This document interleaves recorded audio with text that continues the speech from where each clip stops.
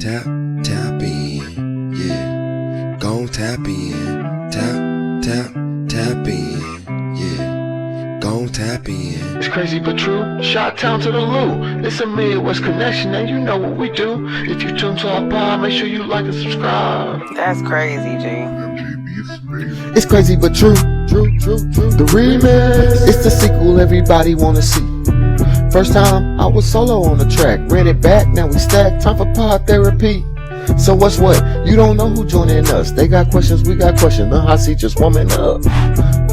Okay, maybe that's enough. I got friends that wanna speak. Let me tell them step on up. Yes, definitely got friends that want to speak, and I'm so glad that I got a friend that's here.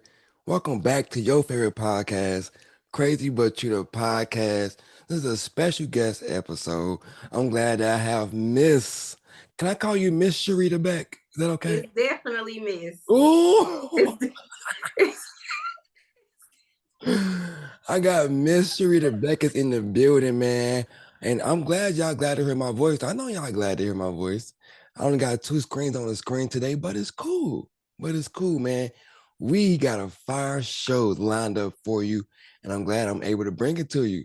First and foremost, Miss Beck, first, it's always right and proper that we give out mental health. Tell them how we doing, talk to the crazy but truest, and then we get into the BS. You know what I'm saying?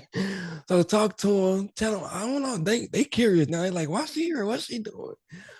Tell them you talk to them. It's such an honor. It's such an honor to be here on Crazy But True podcast. So thank you, Ty. We go way back. I've been knowing you for a very long time, a dear friend of mine.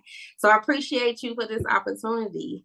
I'm glad you're a fan. I'm glad you're here. And tell people how you doing. How's your mental health? How you been? I'm good. Today is a good day. It's Monday. You know what I'm saying? But my work week starts on a Sunday, but I'm good today. Okay. Yeah. So look, your work week starts on a Sunday and you good the next day? That's what's up. That's fine. I hate working on Sundays. I feel like Chick-fil-A. Yeah. They did something with that. Chick-fil-A did something. They definitely did. Yeah. But I won't complain. Today's a good day. The week is starting off strong. Okay, so where's that number at? Where's that mental health number? Oh, I'm gonna go with an 8. Ooh. I'm gonna go with an 8. I'm good. Okay. I'm in good spirits. Okay. Normal 8. That's what's up. That's a good 8. Today. That's what's up. Look, she's 2 days into the work week and she had an 8. That's what's ask me on Wednesday. Ask me on. My we might be at a 6 or a 5. But it's cool though. That's what's up, man. That's what's up. Shout out to that 8, man. Me, how you feeling today? I'm feeling good. I got my Do More shirt on. Listen, when I put the gold chain on, I'm feeling loose. Ooh. I'm about a loose 9. I'm at a loose 9. Ooh, at a loose 9. I tell you. You crazy. That's what I'm trying to tell you. So I'm feeling good, man. I had a good weekend. Monday has been smooth. Hope all the people children are enjoying their Monday. Check in with us. Let us know what your mental health is. Right? We got an 8. Let us know. Got a loose 9 in the building. Check in with us. You did. All right. Sharita, let's get into it. Let's get into this podcast. I'm excited to have you here. People going to find out in a minute exactly why you're here. But first, I want to talk about Black women here right now real quick. I feel like it's very rare. We do shout out the aunties. We shout out the mamas, but we don't sit down and talk about just Black women. Like, I want to know, like, what do Black women mean to you? You talking about the blueprint for everything? I'm talking about the glue, the mold, super glue. Yeah. I'm talking about that. Yeah. You know that bone in your back. They say it's called your backbone. Yeah, all of that. Yeah, I'm talking about. Yeah, that's what I'm talking about. I just want to know, like, what do Black women mean to you? Everybody should have them in their life. If you don't have a Black woman, like, it's amazing to be a Black woman. Like, I would not want to be anything else. I couldn't imagine being anything else. Talk to them. Like, just growing up and just seeing the way of the world, being grown now, being in who I am and what the world is, like, I could not imagine being nothing less than a Black woman. And I say less because that's just kind of how I feel. But, I definitely can say that being a Black woman is top tier. That's what's up. You just convinced me. I was already convinced, but you just raised that. It's nothing we can't do. It's talk in the home, in the streets, online, in any industry. There's really nothing that we can't do. From motherhood to working to whatever, overcoming struggles, like it's nothing that we can't do. And we do it prideful. That's big facts. And that's on every level, like from the grandmas all the way down to the sisters. Yeah. Like it's crazy how big ups to Black women. That one little gene is just passed down like that. I don't know even what that gene is called, but whatever it is called, whatever it is passed down this strong. I honestly don't think that there was nothing thought of without the Black woman, regardless if we was given the credit or not, because we don't get much of that. That's what they say. We don't get much of that. But I feel like everything was made in the mind of thinking something from a Black woman. But that's just me. You might be. I may be a little biased, but I think you might be onto something with that for sure. Yeah. Well, I got a question for you, Miss Black Woman. Like, has there ever been a time or a doubt where you was like, oh man, I don't know about this. I don't know. Has there ever been a small little time in life where you was like, man, the Black woman ain't. Oh, well, I just feel like we are so stereotyped that you can easily be persuaded or performed to want to be something else. And so I think the strength of a Black woman, once you put all of that to the side, you become who you need to be. And you become who you truly are. So you had that thought well, should I act this way? Should I not react that way? But in the truth of the matter is once you do you and you comfortable with who you are, let that person shine within you, and nothing else matters. That goes to what we were talking about in pre-show, but that's a process. It's not just, a flip of a switch, a flip of your fingers, and all of a sudden, you just, you know who you are, you need to be. Some women, some Black women gotta go through a process of. You do. It's a trial and error. Life is a trial and error. So no matter what, you may have to go through that mud to figure out what it is. And then once you figure out that all you needed to do was be yourself, it all start making sense. Those dots gonna start to connect. Yeah. That's big fact. And people shaking their head, they doing this to you right now, Sharita. They say, oh yeah. But that's big fact. And if you know a Black woman, you got one in your life, you've been around one, you know exactly what we're talking about. I don't know nobody who ain't never seen a Black woman struggle. Man. And overcame it and was made best of her situation. And I don't mean just best just beating the situation. I mean seriously on top of it. You know what I'm saying? And the crazy that process, someone would go through that process 2 or 3 times. Yeah, it ain't just one season in your life where shit fucked up. It could be a few times. You know what I'm saying? It could be a few different situations. So yeah. Big facts, man. Shout out to Black. And I hate that we have to have a stereotype of being strong. Yeah. Because it's well, they strong. They can put up with everything. We don't necessarily deserve to go through what we go through. It's just the fact of we can, we have, we will, we conquer all of this. So definitely big ups to Black women. I wouldn't want to be anyone else. And you were just talking about stereotype. I think probably the number one stereotype of the Black woman is the attitudes and being strong. And I hate that that's the number one stereotype. I hate it because sometimes they tell me oh, you don't really know Black women. And yeah, it's so much more to us. Yeah, it's so much more to us. Sure. And I feel like if you don't know someone on a personal level, you may get that external thing of strong, hardcore, or whatever the case, or if you just seen them go through something from the outside, then you really can't get to see who that person is on the inside. That love and that caring, that backbone, as you was talking about. You know what I'm saying? Because we are all of it as well. That's big facts, man. I've been smiling the whole time we've been talking about black women because that's all I can do. And I'm really big. I'm really big enough and shouting out black women because that's who raised me. And not just one, I mean like a village of them, a group of them. Shout out to my mama, my grandmas, all my aunties.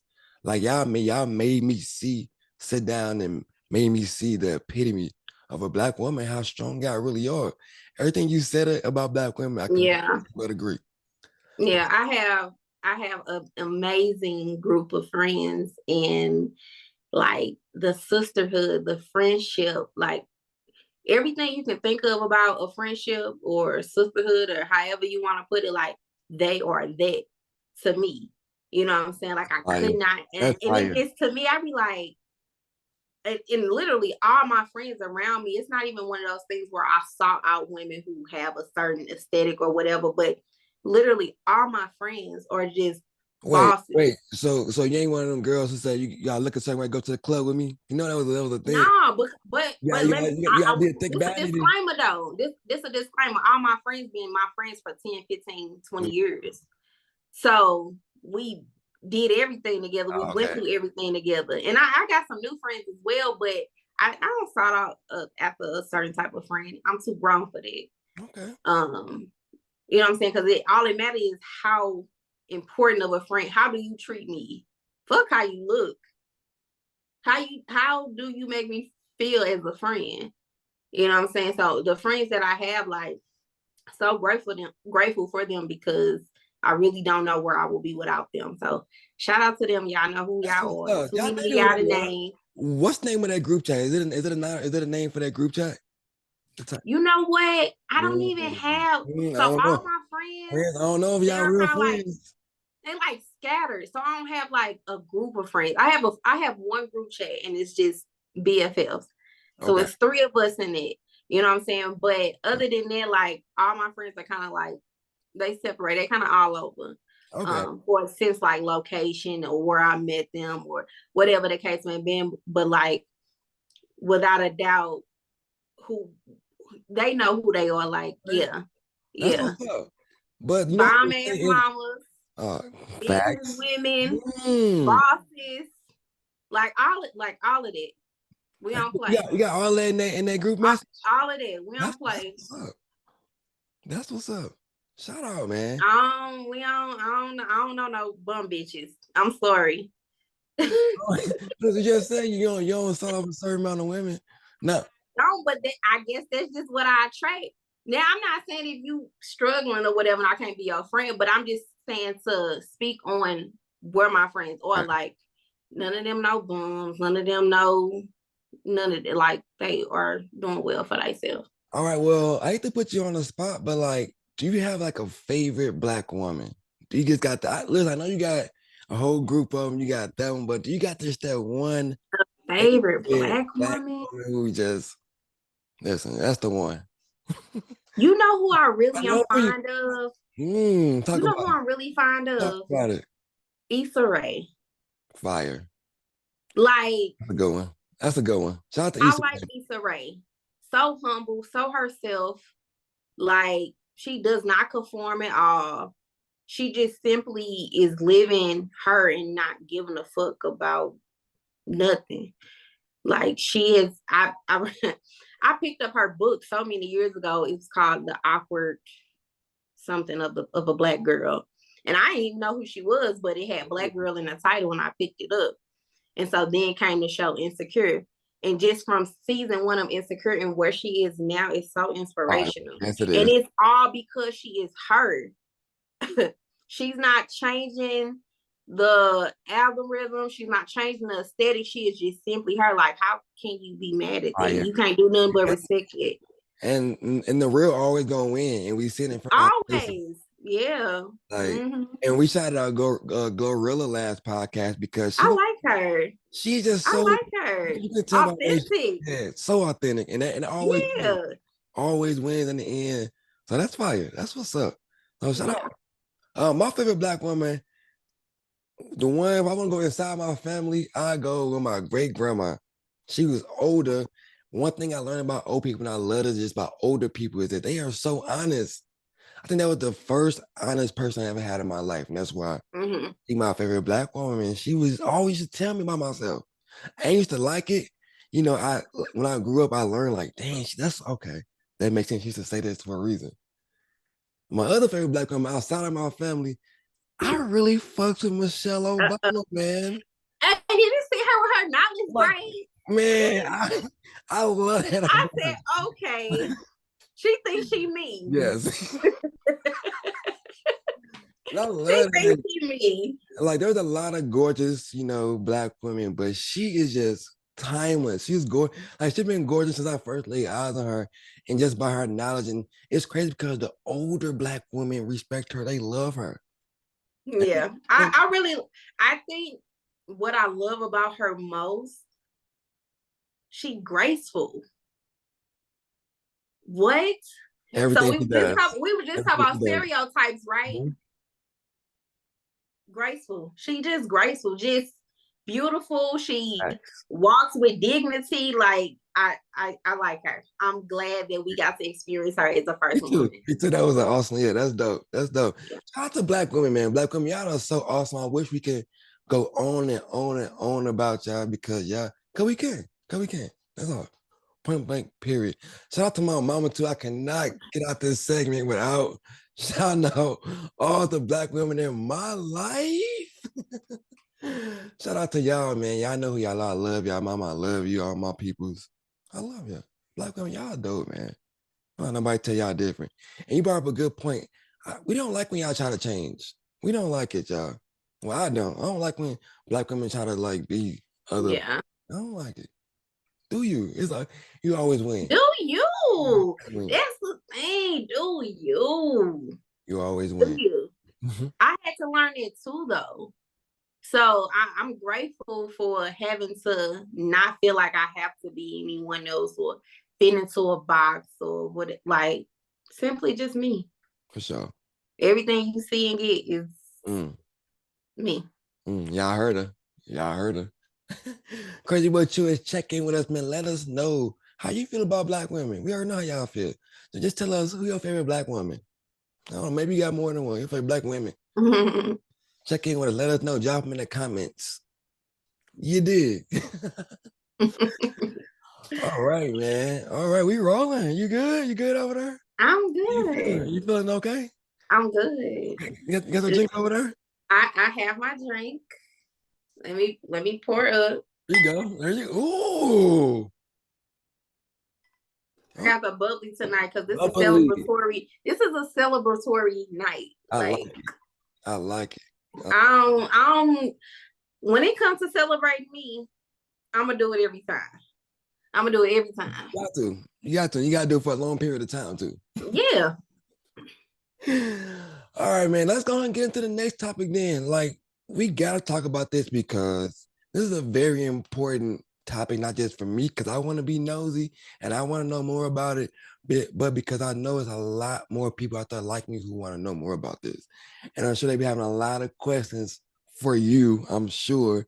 But this is a good time to just, to get it off your chest, to talk about it, answer some questions. But you got to talk about, how did you get into tech? Black women in tech, period, has been growing the past 5 years. I did my research, y'all, and it's dope. People saw it. The women saw a trend, right? I don't know who the first woman was, but whoever set that trend for women to get into tech, especially Black women, you did something. You did. Okay, you opened your door. Yes, you Once did. again, a Black woman doing something. Okay, all right. And we got Sharita here to talk about it. Sharita is into tech. Talk about first, what is tech? Like when you say, I'm into tech, what is it? What do you do? How did you get started? Tell us all that good stuff. What is tech is a broad question. I think the way of the world right now is tech. It's media, it's the internet, it's social media, we can't live without tech right now. So it's definitely a lucrative and a promising lane or industry may you have, but yeah, tech is literally everything right now. It's not a company who does not survive without tech. So it's a good lane to get into, but how did it become this big phenomenon all of a sudden? And why is it so lucrative? Like where did it come from? I think it became a thing because, as anything, when somebody starts talking about something, it becomes a trend, it becomes a hot topic. It's not the social media. But with tech being so broad of a spectrum, it's so many angles that you can get into to becoming tech. I think that's why it's just the way it is. And then it just kind of ploys off of social media and marketing and all of that. So it's like one of those industries, once you get your foot into, you can kind of go. Yeah. So to go back to how I got into tech, like I never thought that I would be here, right? Because I was a supervisor at this company and not making much or whatever, but I was trying to get out. And so I had applied for this call center position. And I worked for a multimedia company. But I had applied for this call center position and I was referred by a friend and I applied, went to the interview, and I got the job. So going into learning about what the position. No, I guess you let you just run past that real like that. What? So look, so it was kind of happened just like that. So you applied for this position. Yeah. You got the interview, then you got it. So I applied for the job. I had the interview, and so. And what was the job? Like what job did you apply for? The job at the time was called Day of Job. Okay. And so I didn't really know what the hell was going on. And so my friend who was already working there, she had kind of put me on game, like what the job entails, what may be on the interview. So low key, you didn't know what you're quite getting into, low key. Another Black woman. She told me about the position. She kind of told me some of the terms of the position to kind of make me feel like I knew what I was talking about in the interview. And so did the interview. I went through the hiring process. Boom, I started. I remember like it was yesterday, November 7th, 2016. November 7th, 2016. I started. I came in as an entry-level rep 1. The position was talking on the phone to technicians in the field. So on the first day, did you know what you was getting yourself into? I had worked at a call center before, so I had no idea. I had an idea like, okay, I'm gonna be taking calls. It's a call center. It was not my first rodeo with call centers. So I kind of already knew what was going on. So I didn't know, though, like, we actually kind of did technical stuff. But to make, once I get to the end of the story, what makes this full circle, the very first time I met with my supervisor, which was a Black woman, and I'll mention her again through this, I told her, I'm like, I don't want to be on these phones forever. Like, I'm finna, like, y'all are gonna promote me. Like, I don't want to be on these phones. Because at the time, like, I just was kind of like, all right, I'm gonna do it because I had to, but who wanna just take call? Like, to me, it was kind of annoying. So I had a goal in my mind, like, I'm gonna do what I need to do to make sure I get up off these phones. So, okay, so I did that for like a year or so. Within that year, though, I had directors come and talk to me, managers, supervisors. Everybody knew who I was because of the quality of my work. And so no matter where I worked, I used to work at McDonald's, and the quality of my work was still, you know what I'm saying? I'm just a hard worker. That's me at heart. I'm a hard worker, so I'm not. That's an important fact. So it is. So the whole year, you know what I'm saying? The whole year you're working, you're taking calls, like you're doing quality work, and people are noticing you. Within that year, though, by that time I had started new projects. I'm training people. I'm off the phones doing little small stuff around the office. I'm in their hand. You know what I'm saying? I'm in their hand. So it had came to a point. I'm like, okay, I'm ready to.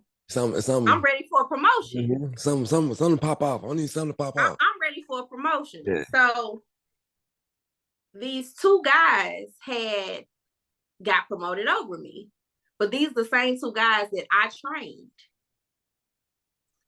So I was like, oh yeah, I was taken aback. Yeah, that's our red flag. That's our red flag segment right there. We rating red flag. I was taken aback.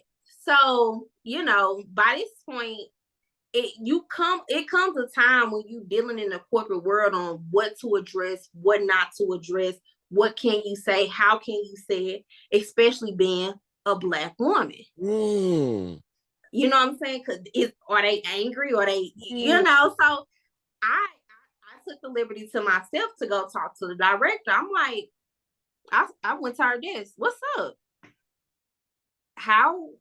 Break down to me, how can y'all promote two people ahead of me, whereas I trained them? So this was, by this time, and I skipped the part, I had promoted to level 2. Adding up here, like, hold on. I had, within that year, I was a level 2. But the people that had bypassed me, they were level 3s. So I was trying to get to a level 3, but right. they had to make me a level 2 because I was training at this point.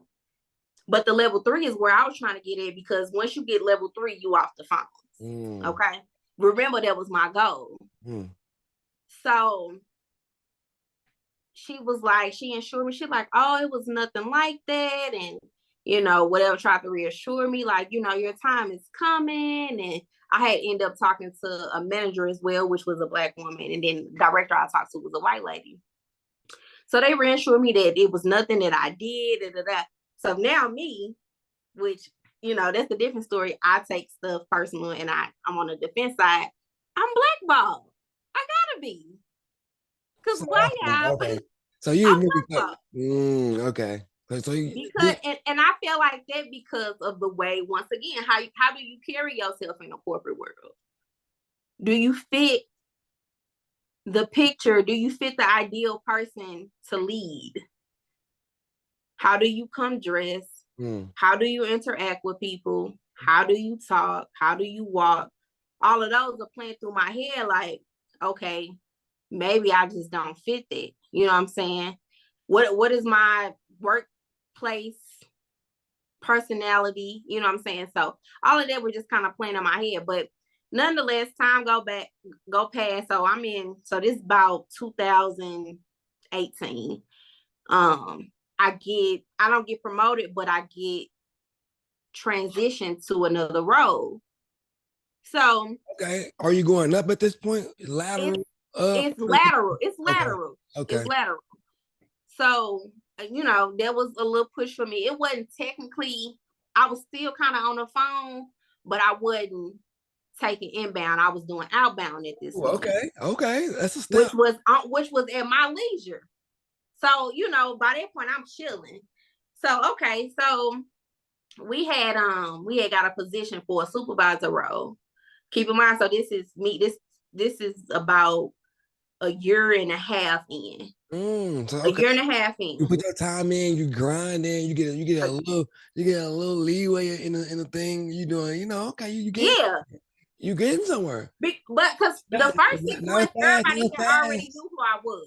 By the first 6 months, so now we talk about a year later. I'm on this new project. I'm not really on the phones. So I'm doing this. So I see a position come up as supervisor. So keep in mind, the lead position, so it's 1, 2, 3 soup. 1, 2, 3 soup. 3 is the lead, soup is, you know, above that. So keep in mind, I had been trying to go for this lead spot, but I had saw the soup position. I'm like, why not? I had already had leadership experience. So I was like, fuck it, let me go for it. So is this one of these things that you think that you were underqualified, overqualified, or you think you kind of At this point, I had felt like I had gave so much. I felt like I was qualified. Okay. Because at this point, like I said, I was training. I was leading calls. I was leading projects. I was writing documents. I felt like I was qualified. Absolutely. I'm up there. I'm with you. Yeah. One thing about it, I'm gonna know my worth. So, boom, interview time came around, and I did the interview. From my recollect, I guess you can say it was a rocky interview. I can't say that I was really prepared. Like, I'm not even gonna sit there and say, "Oh, I clowned it." No, I probably was not prepared, because considering how, okay, I wasn't prepared. Went through the interview process. Boom, I didn't get it. So this time I wasn't too upset. I was like, "Oh, dang, like, I ain't get it." Boom, back to the floor type shit. So that was beginning of like 2018. November of 2018, a spot came open again. And so at this time, I had a Black man as my supervisor, and he was like my mentor too at the time. And so he talked to me, he coached me, he prepared me, he mentored me, he groomed me, all of those things that you can think of to prepare me for this interview. And so I went into the interview and I killed it. Okay, so you felt good about this one. I killed it. I was so much more prepared. Yeah. It was like the first interview, I feel like I went in there blindsided a little bit, because I didn't know what they asked. I wouldn't, wasn't studying. I just felt like I think I went in there with the attitude like, y'all owe me this, and I didn't get it. Right. Like, it's my time. Yeah, I feel you. So that second time I went there a little more humble, a little more realistic, with goals in mind. I'm asking y'all questions. Now we in dialogue. Rita, you talking right now. I hope people are still tuned in and listening, because you basically saying how the first time you was unprepared and you feel like they owed you this because of the time you put in. Yeah. And at the time you didn't see it at the time. You're like, damn, they played me. Like, you thought you was out the game. Thought you was a black ball low key. But then you really humbled yourself and found out that you really wasn't ready. You got ready. At that time, no, I was not. Right. But then you took time, you got ready. You think you went back in there and you felt good about it. And you knew you was ready this time. You knew you was prepared, and you knew you felt good about the situation. Yeah. Mm-hmm. And then like, I hate to kind of like change the move of it, but keep in mind, November 2018 was a month after my brother passed. And so I had kind of was like, damn, this him, because of everything that I had went through prior. Because this wasn't my first interview. It was my first interview for the supervisor, but I had went through 2 other interviews for the lead, and I didn't get it. So this my 4th time of charm. He didn't pass. He didn't gone. I ain't got that support no more, because he took care of me. So I felt like this was his hand in all of that too. So boom, I did the interview. I got the position. So this is now 2 years with the company. Okay. So I transitioned to a supervisor. At this time I had, it was a complete transition. Off the phones, I got a team of agents. My workload is different. I'm responsible for all of these people. I'm literally now seeing the corporate side of how things work. We're doing the hiring, we're doing the firing, we're writing reviews, who get a raise, who don't. Like, yeah. So, we went through all of that as a supervisor. So, my job was predominantly Black agents. That was a transition, because at the time was it always like that, or did it just kind of become like that? No, I kind of feel like it was like that. I mean, don't get me wrong, it was mixed, but majority was Black. Because I'm just trying to paint the picture of like, what did it look like when you was even there? Was it people your kind? Was it Black people? Was it Black women? It was mixed. It was a fair mix. Okay. But that's what I was gonna say. The hardest part of that transition was me going from an agent to a supervisor. So now from a peer to a superior. And so instead of us having a conversation and us having a ball out on the floor, now I gotta discipline you. And that don't go well for people. We was just taking shots in the back. I'm talking about talking about a girl that me and her, we were so cool. I'm talking about we a jam after work. I kid you not. This how the universe works. 1 week into my position, they said, hey, pull her and tell her she don't need to be late no more. And that was the toughest transition. How do you do that? Wow, that's different. And that's a big dynamic in doing that. People go through that a lot. People friendships a lot. And that's crazy. Yeah, it was difficult. It was very difficult because we were just kicking at but you tell them, okay, it's cool. And that was the attitude. It was like, I don't take you serious. And so I spent those years as a supervisor building a rapport and still trying to stay true to myself, staying true to myself and still maintaining what my title is. That's know what I'm saying? Okay, yeah, I get it. So it was difficult, you know what I'm saying? But I maintained and I prevailed. So I did the supervisor role from November 2018 to November of 2021. So 3 years I did that. Wow. And what would that role do to you as a woman, as a person? Like coming from an agent to supervisor, like did you feel like, I know you did have that power? You had off ass bitch. Okay, thank you. That's why I was getting. Thank you. Like, I kid you not, like you could not tell me nothing. Yeah, like, okay. A supervisor, like don't be. I said don't be late. You can't tell me nothing. But I was cool though, and so like I can speak about it now, but I used to have like a reputation like, don't go to her team, she don't play. But then they got to my team and then it was like, oh, we don't want to leave, because it got to a point where I started instilling things into people. Like, you are not where you are. It's so much more. Let me tell you my journey and show you where I was, and let me show you where you can be. I mentored these people. I coached them. I spoke life into them.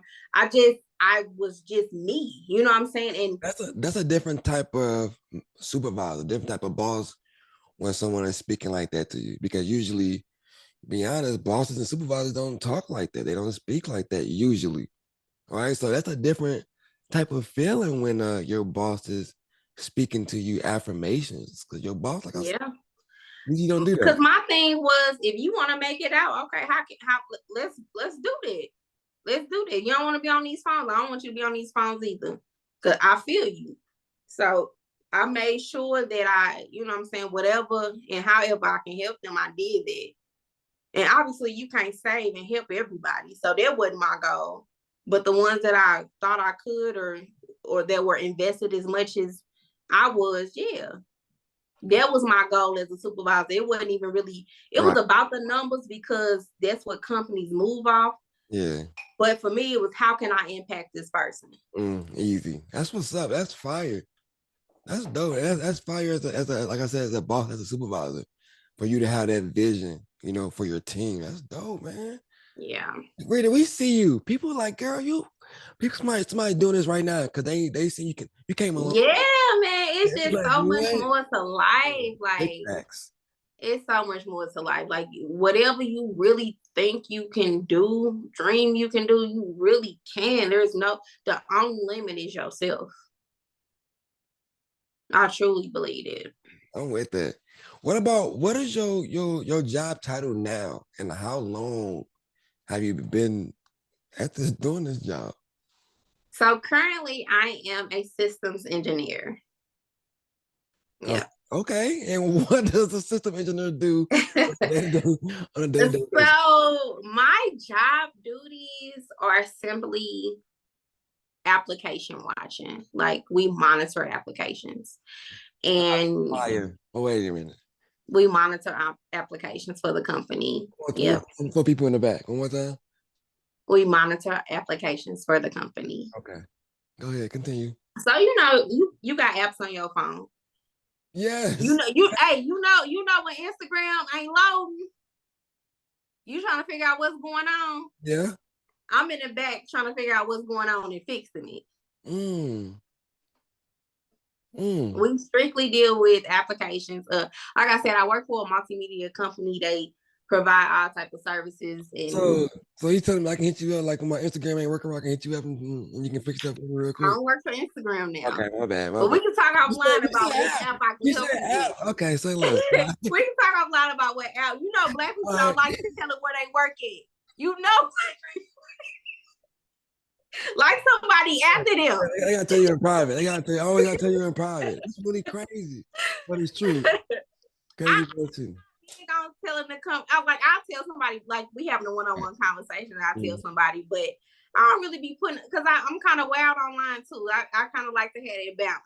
Right. You know what I'm saying? Without somebody saying I'm representing something. But yeah, so we I literally just wait for something to break. Wow. I wait for something to break. You said it was a journey to get to where you there, right? Like it wasn't just here. Just take this app job. Come on to these apps for us. Come on.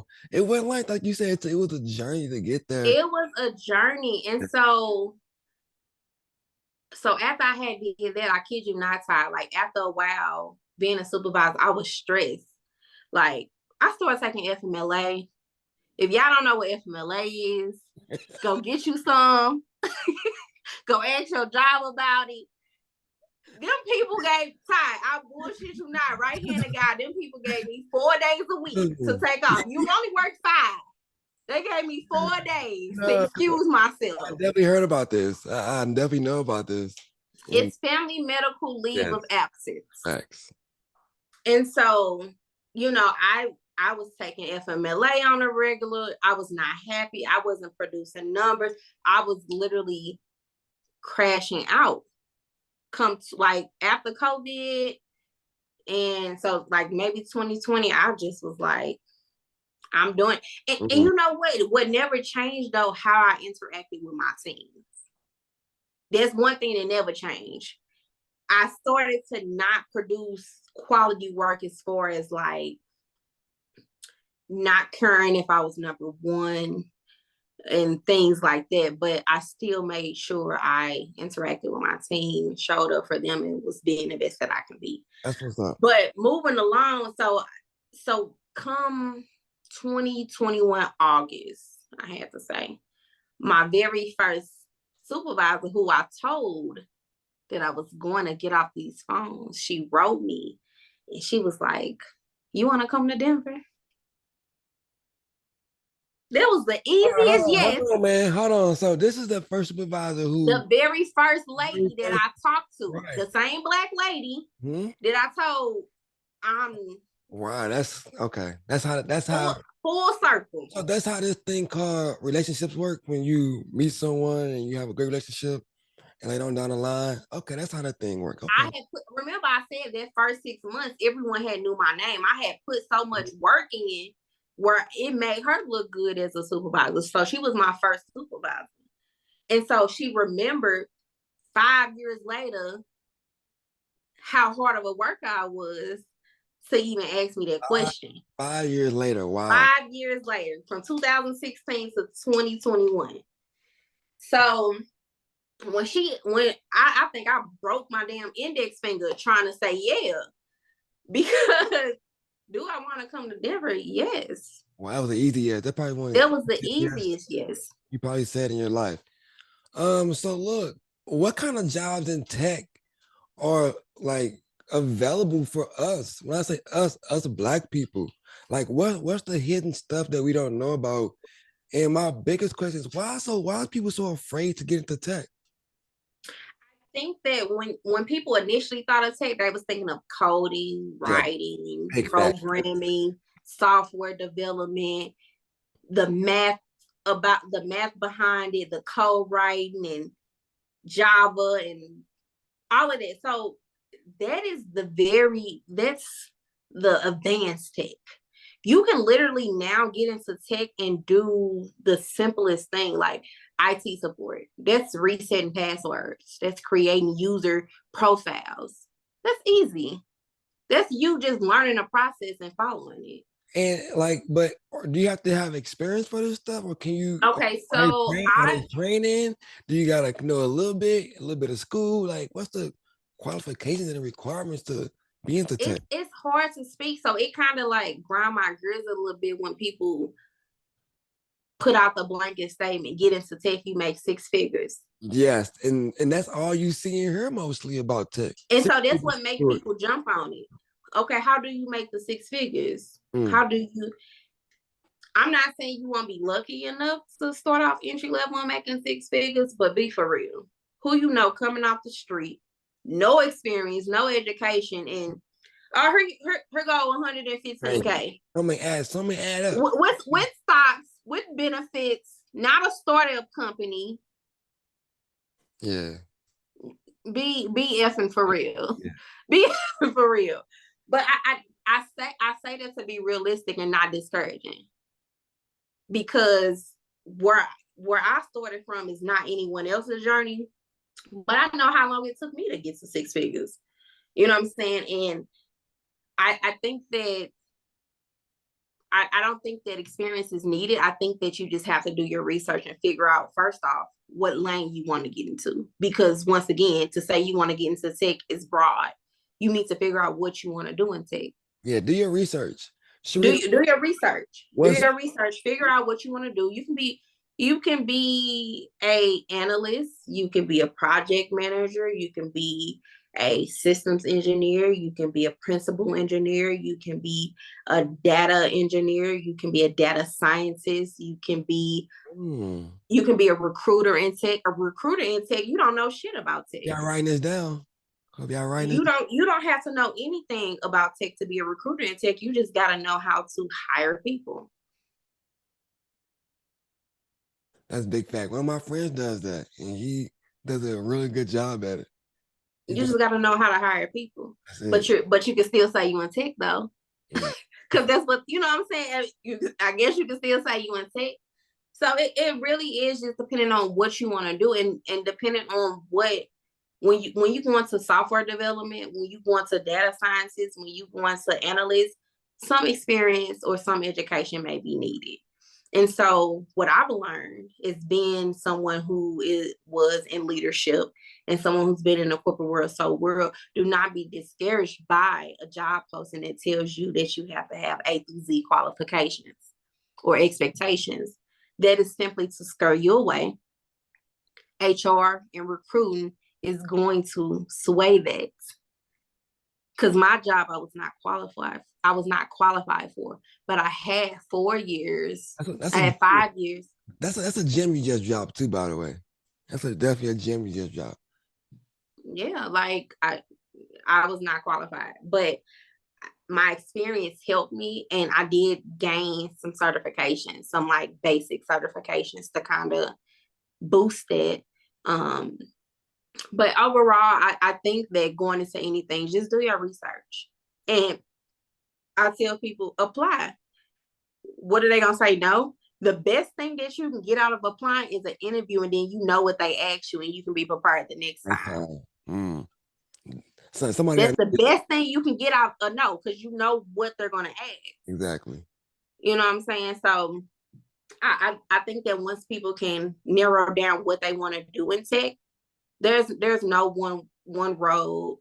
There's no one company. Literally every company.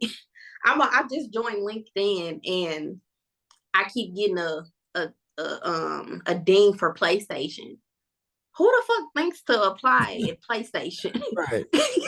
Wow. You know what I'm saying? So literally every company is looking for tech people. Every company that you can think of relies on some type of technical position. Yep. What was it a time in life where somebody was mad that you make six figures? Yeah. Tell me, what was the issue? What's the issue with you making So I'm gonna say this: Black people, y'all need to stop being scared about talking about y'all salaries. Who trained y'all to not talk about y'all salaries? How else are you gonna know what you're worth? HR started that. You know why? Because they don't want to pay people what they're worth. So they told you it's not cool to talk about your salary. Talk about it. Talk about it. Talk to him. Thank you. So you talk about it and negotiate. So you talked about your salary online. People didn't like that. I guess people didn't like that you didn't that you I feel like if you know me, you know where it came from. I feel like if you don't know me and you're upset with yourself, then you took it another way. Because when I see stuff online, I'm either motivated or I'm upset. I'm like, how the fuck can I get down? How can I be down? How can I be down? I'm not going to say, oh, they shouldn't XYZ. And then even saying all of that, money is not everything. Because who cares to make 6 figures and you ain't happy with your job? It's some people who take less because they are happy. Teachers are not. Don't get me started. Teachers are one of, or if not the most underpaid job. But I can guarantee you 75+% they are there for the profession and not for the money. Absolutely. Crazy, but it's true. Crazy, but it's true podcast. But you know what I'm saying? So I just feel like my goal is to just simply motivate and inspire anyone that I can. It's out there. Go get it. It probably won't be easy, but you can obtain it. There you go. And there is a role for women in tech and Black women in tech. And tech is a booming industry. It is. We're needed. You heard our story. You heard Sharita. Don't be scared. Stop being scared here to make yourself qualified. If you're not qualified, make yourself qualified. Right? If you don't get that first interview, that's cool. Re-up. Get the second interview. I guarantee you kill it. So don't be scared to go out here and make this money. Don't be scared to go out here and take risks, and stop listening to and do your research. All I heard, the whole thing was do your research. Do your research. That's all. And I feel like that's what anything. Why would you want to jump into something because somebody sell you something without doing your research? There goes for any industry. Thank you. That's simple advice. I can't wait to get into the advice. I got a lot of advice for them. Yeah, you heard it first. Crazy but true. Please check in with us. If you can't relate to anything that Sharita said, you see me. I was all ears. I was never taking notes. If you can relate, please comment. Please let us know what you know about this industry. Please let us know what position you got in this industry. If you know Sharita, tap in. Let us know what you think about her as a supervisor. Let's go. So they were like, yeah, she was mean as hell. She is not like this. Not like this. But it was for the better of the people. I just wanted better for y'all. That's it. That's it. That's all. That's it, people. Check in with us. Let us know you dig. Yeah, listen to Crazy But True podcast. Yeah. Listen, make sure you check us out, man, on all platforms, YouTube, Spotify, Snapchat. All of it. All those apps. The fuck in. All those apps that she fixed. Send it to your homegirls. Thank you. They want to know too. They want to know. Send it to everybody. You did. Make sure you tune in. Like, subscribe, repost, all of it. You did. You heard it. All right, man. We hope y'all are enjoying the podcast so far. If you're still tuned in, please make sure you hit that like button, you hit that subscribe button, and that little bell thing they say to hit too that let you know. Yeah, whatever. Notification. I got a very special guest in the building, man. Sharita Beck is in the building, man. Why you gotta say my last name? Because I know you for a long time, man. I'm so modest, like, it just be. I'm really too shy for this, but I did this for you. And like he said, we've known each other for a very long time. Like, I could not pass up this opportunity. Yes, and I appreciate you for coming on and you talking to us and you hanging out with us. I appreciate that. Shout out to my other squad members, Key, Westside TVE. Shout out to y'all. Let's get into it, man. This is one of my favorite parts of the guest shows is we do hot seat questions. We just ask you random ass questions. That's all this is. Ain't no trick to it. You just answer them. That's all. That's all. Let's see. I got something for you. I'm gonna try to be as honest as I can, y'all. So this is really personal for me. We'll see how hot I get in a hot seat. All right, let's start. Let's see where I want to start.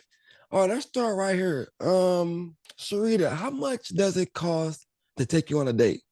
Oh man. Come on, take you on a date. How much they got? Initially, what that like? I feel like the very first date, you here to impress.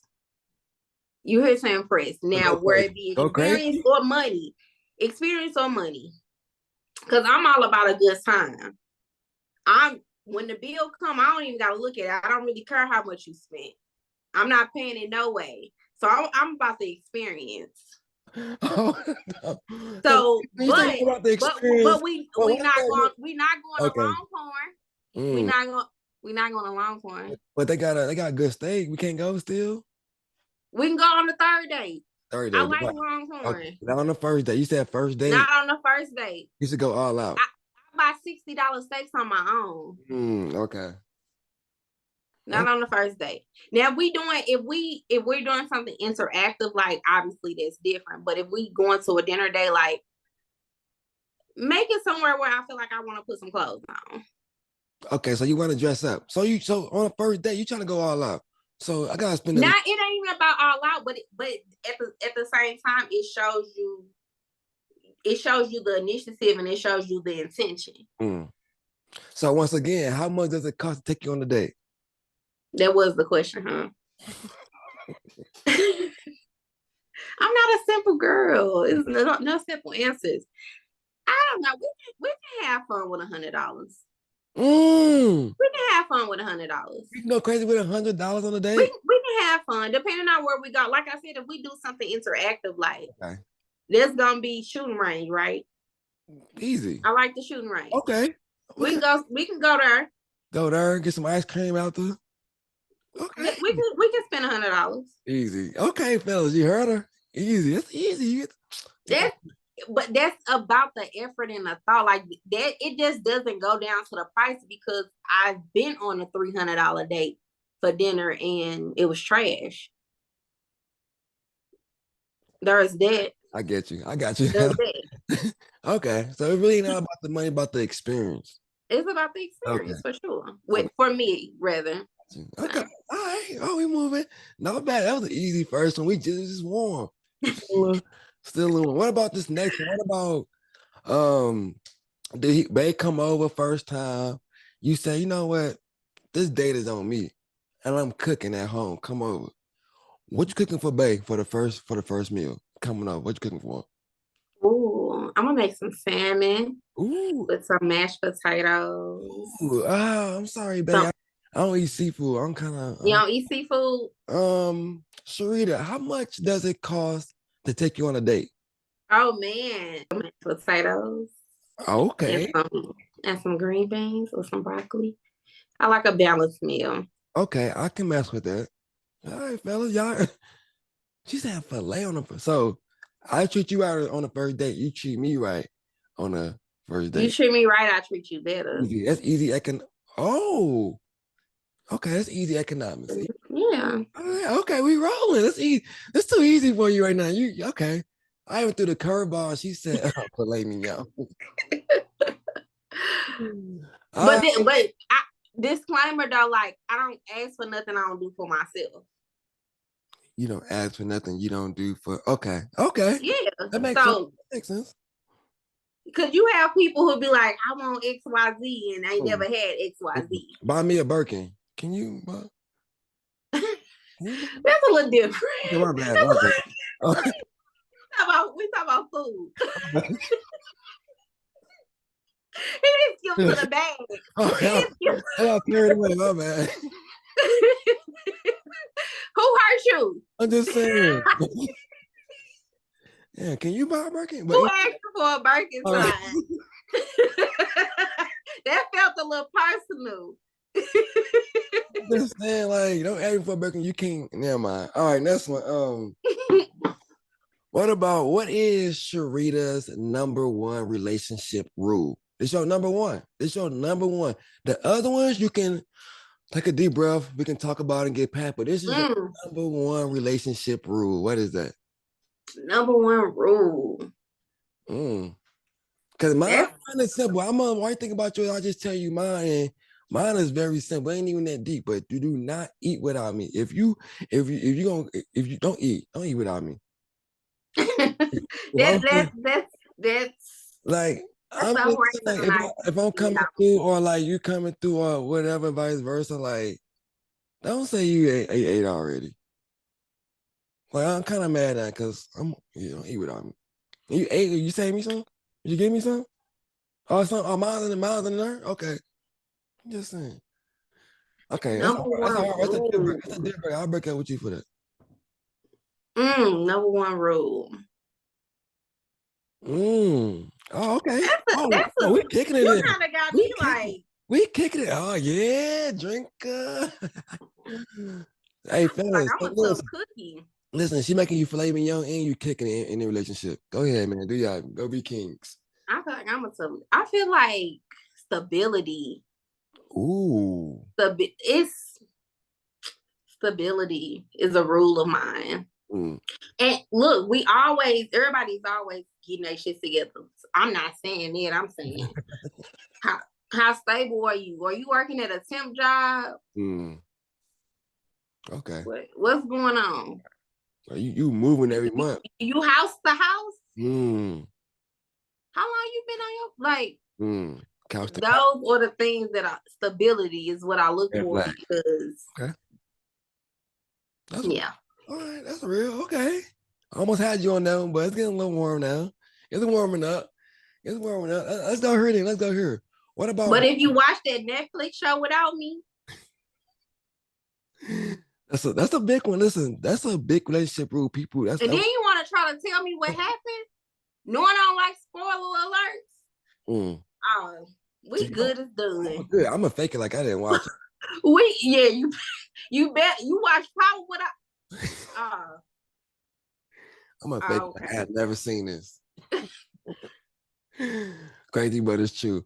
Okay, all right, you roll. Let's get a little warm now. What about this then? During sex, can he spit in your mouth during sex?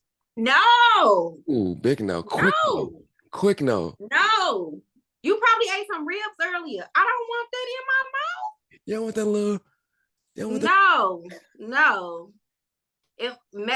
I can't even say if I saw you brush and floss 10 minutes prior. No. Okay, so I can't. That's too kinky for me. Not even in here at the moment. Like we in there deep, like we in there lustiest, hot in here, and I want to spit in their mouth and this and that. Ty, what does that do? What? I'm trying to figure out what nerve does that even touch for me to be aroused. That's the new freaky thing now, they said. No, I'm not that kinky. I'm sorry. No, you cannot spit in my mouth. But we can tongue kiss though. But okay, you know what? Cool. So that's two different things. We swapping saliva, but you want to hawk it. Be effing for real. No. So that's a no for you. It's a no. All right. We moving in. We moving. All right, that's a no. Just a big no, fellas. No. We just had that filet mignon and you want to spit. Yeah, that filet mignon is an aphrodisiac. Now I'm feeling a little. No. Oh man. Okay then. So now you made me dinner. You want to let me spit in your mouth. Now I'm spending the night How many days can Bae stay over at your house?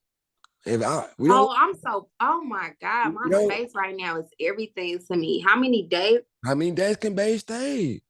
Yeah, we don't live together, but by the third day, I'm kind of. Why you gonna put the top on the toothpaste? So you want to say something about day 3? You kind of looking at him funny now. You kind of looking at him sideways. Hey, All right, 3 days.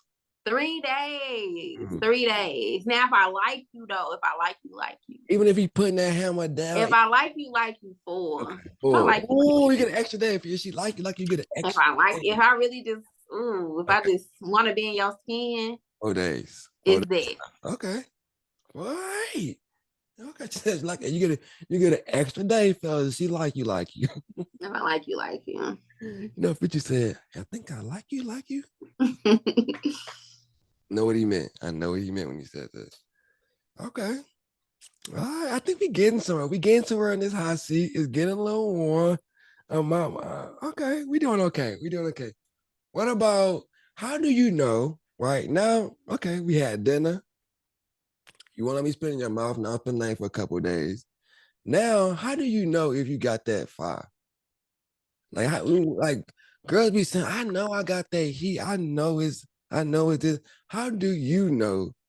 I had to get a restraining order on somebody, so say no more. It's really, what other extreme can? That's the biggest one. The next one, the next one is a bad one. If we gotta get the laws involved, if we gotta get the laws involved. Say less. Say no more. Fact. If the law get involved, it's too deep. In too deep. Way too deep. And it was solely on the fact of leave me alone. It wasn't even leave me alone. Yeah, that's real. It's over. Yeah, it's over. When laws get involved, fellas, you need to stop. That's when no woman's fed up. All right. Okay, Sharita. Okay, Miss Beck. What about, do you have a favorite family member? Who is your favorite number one family member of all time? They going to. Let me say their name or just the relationship. Either or. You want to give them a personal shout out? Say their name. Let them know. Favorite family member? Yeah, just that. You know, that one family member who you can be in the hell of it. You don't want to talk to nobody, but you talk to that one person, that one family member. Who is that person for you? I would probably just say closest, right? Like my auntie. So I have an auntie that's younger than me. So, and we're just separated by a year. And so we grew up together, went to college together. That was my first like roommate, like when we came back from school and got an apartment together, like we lived together and everything. So definitely my closest. She is definitely, one of my favorite people as far as family, because we just kind of grew up like sisters, but that's my auntie. You know what I'm saying? I used to hate calling her auntie. Like, yes, I was just gonna say that. That's one of those weird, unique family situations to where your auntie is 1 year older than you, or even younger than you at some point. Yeah, she was younger than me, so I'm not calling her auntie. She younger than me. I'm the boss. What? Crazy, but it's true. Yeah, it's crazy, but shout out to auntie. But now, like as I got older, like I definitely, with all respect, introduce her as my auntie. That's what. Shout out to auntie too. She knows what she is. Yeah. Shout out, man. That's what's up, man. I feel like everybody have a favorite family member. Don't want to say it. They won't tell everybody, but yeah, they got that. Honorable mention though. Honorable mention. 2 of my god kids are actually my cousin kids. So that just goes without saying. That's how close we are. She made her kids my god kids. That's real. Real. And we talked about that a couple podcasts ago. What are godparents' duties? Like, why do people cherish you with godparents? What does that mean? What is that? I feel like a step parent sometimes. Right? That's just me though. I know the role that I play in their life. You know what I'm saying? I know, like, I'm secondary. Like, if it ain't the parents, then it's me. Okay, so everybody was kind of spot on about that. The godparent, basically, you're the second parent. That's all you are. I'm gonna tell you this. I have 3 god kids, and they're all my beneficiaries. Okay, yep. That's how I honor the role. That's real. That's a real godparent right there. So Listen, if you a godparent, no, if ain't no your beneficiary, I ain't your godparent. I mean, I ain't your god kid. Put me on that plan. Flat out. For real, I'm still taking applications though for godparents because I never had a godparent. I didn't know what that really even was. Now that all my friends and people told me what it is, I'm trying to sign up. I need to sign up. I need to find me some godparents. Shout out to all the godparents, man. Shout out to y'all. Shout out to us. We don't get enough credit. If you're a godparent, check in for you, man. Check in with us, and this is your podcast. Crazy but true. It makes me feel like I don't need no kids. They right there. People could be asking me like, when you gonna have kids? I got 3 of them. Right, like real talk. Oh. That's funny. It's crazy, but it's true. All right, Sharita. Listen, that wasn't a bad hot seat. That was a light, warm. That was very light. I don't know what I was expecting, but that was light. But people did learn some stuff about you, believe it or not, in the hot seat. I know I did at least. So shout out to everybody who's tuned in, man. Sharita Beck is in the building. I know I keep saying your whole name. I can't help it. I'm sorry. Sharita's in the building. Crazy but true. Shout out to Crazy but true is out there. Shout out to Westside Key and TBE, man. If y'all still tuned in, you know what to do. Hit the like somewhere over here. The subscribe over there, the bell over there. Hit those buttons. Somewhere like something like yeah, you did. All right, so we're gonna keep rolling into it. We gotta get into the next topic. I think it's a pretty cool topic. Like, you look like a very extravagant woman, would you say? I'm modest and shy, so I don't know. Right. Okay. Compliments, when people give me compliments, I just like kind of ball up like. But listen, everyone has like that daily routine, like something they do every day meticulously, and if they don't do it, it's a problem. What is your routine like? And tell me, what is the most critical part of your routine? Like, if you miss this part of your daily routine, your day is going to hell. Like, this is the worst day, or it's a bad day. What is that like? Right now, like for the past, like for a good little minute, like one thing I don't play about is my skincare. Like, I know y'all see it. I mean, let me the camera right. Let me the camera right for you. There you go. I know y'all see it. This is one thing I don't play about the skincare. Like, I make sure if I don't, it's like a wild day. Like, what the fuck is going on? I make sure that that's one thing I incorporate. No matter how happy, how sad, how mad, how busy, I make sure I take care of my skin. That's something you do daily, every day. You got daily. Okay. Even when I travel. Okay. That's what's up. So you one of the people who got like 30 bottles in the bag traveling with skincare? My suitcase be 50 pounds or more. And I guarantee you, a big chunk of that is skincare. Skincare. That's what's up. Like, a lot of my budgeting, skincare. Wait, when did you start this skincare journey? Like, is it something that always been part of your daily routine? No, it was not. I never really had bad skin per se, like even like going through like puberty or anything like that, or just through high school. I never really had like bad skin. But it, growing up, what your grandmama or your mama tell you? Wash it and put cocoa butter on it or Vaseline. That was it. That's all you needed, right? I think just over time, I had like a one-step process. A cleanser. You can find a cleanser anywhere. You probably go to 7-Eleven and find you a facial cleanser. Walgreens, whatever. So I kind of started off that way. And I want to say probably, so many years ago, I just had a one-step. And over the years, it kind of progressed. And then I found out what works for me. I advanced my products. I had started off using consistently Neutrogena.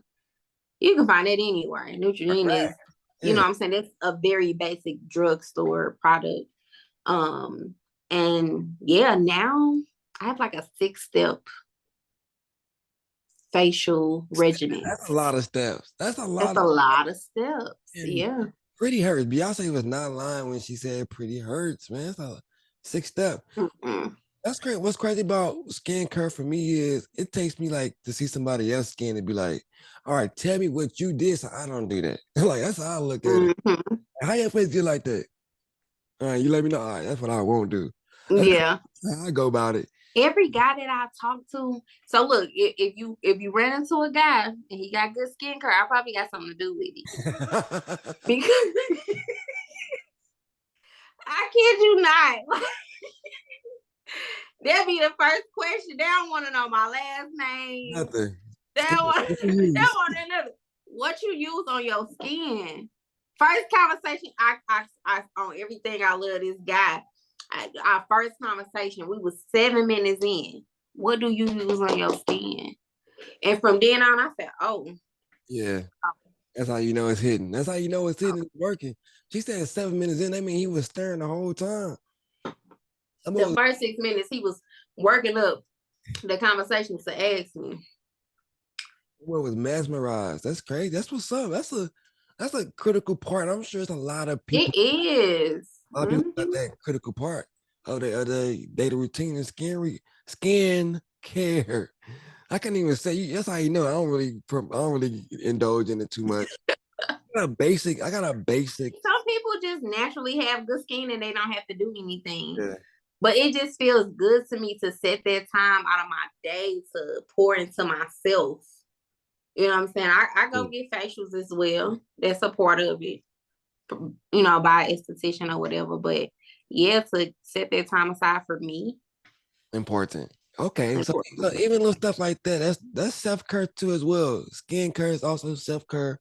And when you go through that process, you feel good. You feel good. Fun.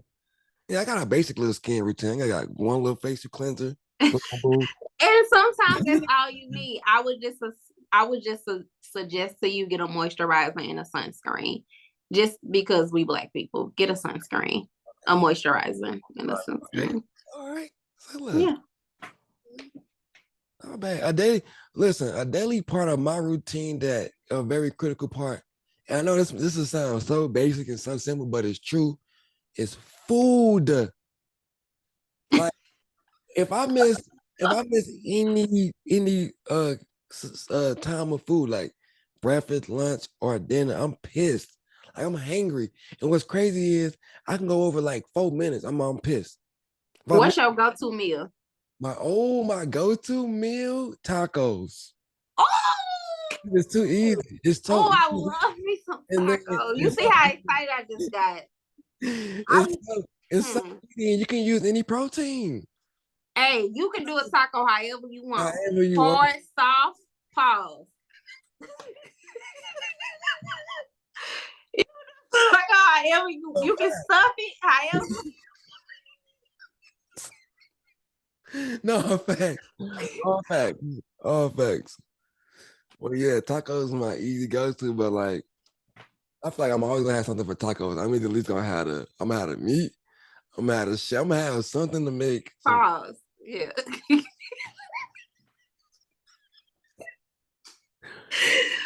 Okay, I'm just that's most definitely my favorite dish. But yeah, I can't miss no meals, man. I feel like once I miss a meal, it's a wrap. My day gonna be tough. It's gonna be tough. So mine's easy as food. You gonna take it out on the kids? I be trying not to, but they be knowing because they usually bring me food. They be like, "Here, you hungry?" So I'm weak. Yeah, so that usually works out for me. But food is a very critical part of my routine. I can do anything in life. I feel like I can conquer the world as long as I got some food in my system. Facts, easy. Oh yeah, you wanna make me happy? So your girl just gotta keep you fed. That's it. And she knows that's easy. That's what I'm saying. That's easy. That's easy. You know what they say? Way to a man. What? What? Listen, only the real know. Only the real. But shout out, man. Crazy But True is check in with us. Let us know what is the most critical part of your daily routine. What is your daily routine like? I want to know. I'm nosy. I know I'm nosy. or check in with us, leave it down in the comments. You know what to do. You did. Let's go. Ooh. All right, man. Listen, we doing good. You doing We're rocking and rolling, ain't your first we? podcast. You doing a great Hey, job. I said it's my first They podcast. can't. They're like, no, she lying. She lying. Well, shout out. This is another good part of the podcast where we give out a crazy but true rose. You got any CBT roses or rose to give out today? I do, definitely. Let it go. Who gonna get that rose to? Hey, you know how they be saying like, my mom is the best mom ever? They be fucking lying. They be lying. They definitely be lying sometimes. They be lying. My mom, like, bruh, like this late, she amazing, top to bottom, like amazing woman. Like I just cannot imagine having anyone else to be my mom. That's a fire rose. Like, to be in my corner, like, yeah, she deserves the title of a mom. Like, she is what a mom should be, no doubt about it. Like, she go hard for her kids, bro. And you cannot ask nothing else as a mom. She go hard for her kids, regardless. I'm 30, and this lady show up for me every day. Every day she show up for me. Mamas are real. If you listen to this podcast, you know that we love mamas on this podcast. This is a podcast for the mamas. Mama, check in with us, man. That's a fire rose, Sharita. Yeah, I love. Hey, she said, make sure you send me the link. That's what I'm talking about. So she's gonna watch it, and she's gonna be so happy that I shouted her out. Shout out to you. That's a good rose. That's a fire rose. Shout out. I want to give my rose to all the people out there taking risks. Sharita, you took a big risk. I didn't know that. I had this rose already out, and while you telling that story, I was like, boom, she confirmed my rose. Shout out to everybody taking risks. You cannot get to where you want to go if you do not take risks. Go do it.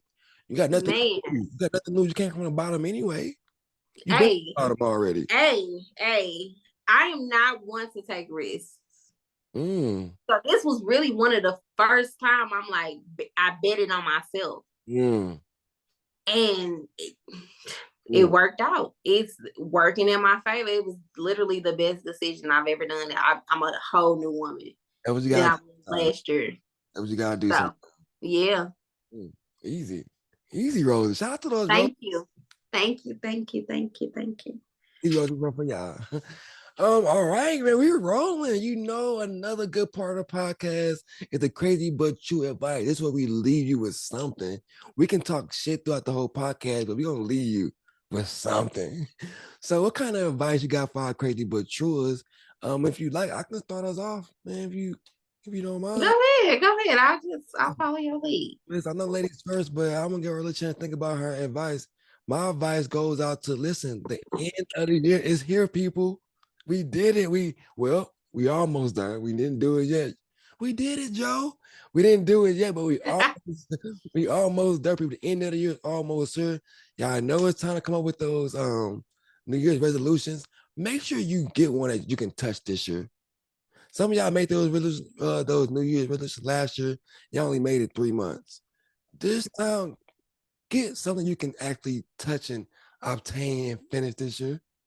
So my advice is make a good New Year's resolution this year. Think of something really good, a good goal, and touch it this year. And start now. Don't wait till January 1st. Start now. Start now. Get ahead of the curve. Like, start now. What you waiting on? Get up off that couch. What you got for him? What kind of advice you got for him?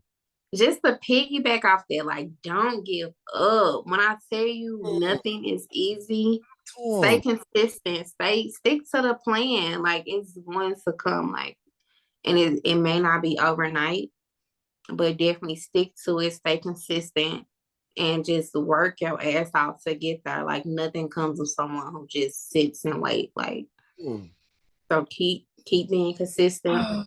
The season is here. I know it's beating down on everyone. Yes, it is. But just stay consistent. Just stay true to yourself. Just do not give up no matter what. Don't give up. You dropped so many gems today. I appreciate you. Thank you for coming on Crazy But True and blessing us. Thank you. You're welcome. My pleasure. It's crazy but true. The podcast, we got them all hating on us like we won't last. It's a creative space, so press play. We want them numbers running up like you doing a race. It's crazy but true. Born and raised in the loop. We covering every single topic, sports, music, through news. We dropping facts, man. So go on and grab a friend. And if you liking what you hearing, tell them tap in. This makes me want to do the 6.0.